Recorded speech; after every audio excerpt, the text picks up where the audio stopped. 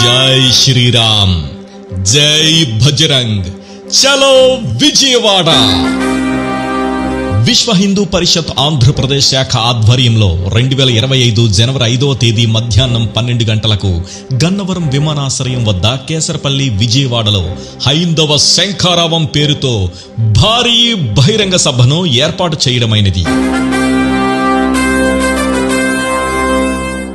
భారతదేశానికి స్వాతంత్రం వచ్చి 77 సంవత్సరాలు పూర్తయినా ఇంకా దేశంలో హిందూ దేవాలయాలు స్వతంత్రతను పొందలేదు.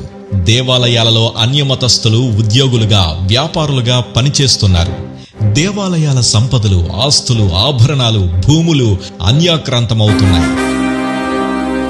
దేవాలయాలను రాజకీయ పునరావాస కేంద్రాలుగా, వ్యాపార కేంద్రాలుగా మార్చారు. దేవాలయాలు, హిందూ సమాజం నిరంతరం దాడులకు గురవుతున్నాయి.